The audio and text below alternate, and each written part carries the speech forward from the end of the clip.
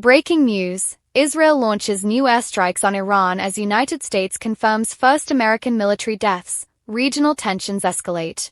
Breaking news: Israel has begun another round of attacks inside Iran while the United States has officially identified the first American troops killed since the conflict intensified. The situation is rapidly deteriorating, with retaliatory strikes spreading beyond borders and affecting several Gulf nations and neighboring territories. Governments across the region are taking emergency defensive steps as violence expands.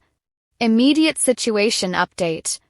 Israeli authorities report that fresh operations are underway against strategic targets in Iran, following earlier strikes aimed at what they described as high-level command locations. U.S. officials claim their forces have struck more than 2,000 objectives inside Iran since operations started. Tehran has responded with counterattacks targeting regional facilities, including locations that host American forces. According to the Iranian Red Crescent Society, at least 787 people have died. Meanwhile, United States Central Command stated that 17 Iranian vessels were destroyed during what it called one of the largest American military deployments in the Middle East in decades. Background and military context. The escalation stems from coordinated U.S.-Israeli air missions aimed at weakening Iran's military leadership and operational structure. Several senior Iranian officials were reportedly killed earlier, which triggered a wave of retaliatory action. Iranian drones reportedly targeted the American embassy compound in Riyadh, causing limited damage, while another U.S. diplomatic facility in Kuwait faced similar threats. Saudi Arabia confirmed intercepting cruise missiles south of the capital, highlighting how widely the conflict has spread geographically.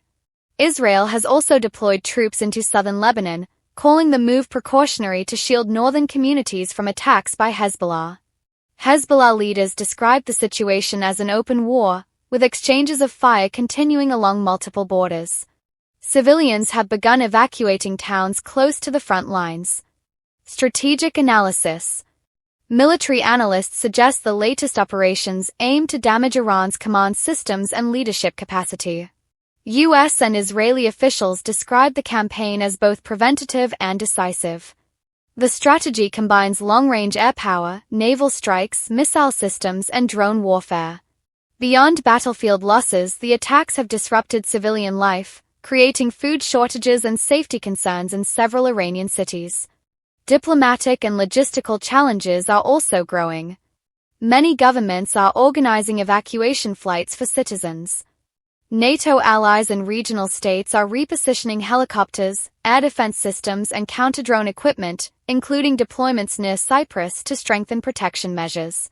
Political statements. Public remarks from leaders reflect hardening positions. Donald Trump stated that Iran's capabilities have been neutralized and dismissed immediate diplomacy. Benjamin Netanyahu said Israel's campaign could continue for an extended period but would not be endless. Israel ordered forces to maintain positions and push forward in southern Lebanon to curb Hezbollah attacks. Pete Hegseth mentioned that U.S. ground involvement remains a possibility, though analysts warn such a step could dramatically widen the conflict. Hezbollah official Mahmoud Kamati reiterated that his group considers the situation full-scale hostilities with Israel. Regional and global impact. The conflict now touches at least 9 countries, with civilians in Iran suffering the heaviest losses. Shipping lanes, airports, and energy infrastructure across the Gulf face growing risks from drone and missile attacks. Trade routes and economic stability are increasingly uncertain.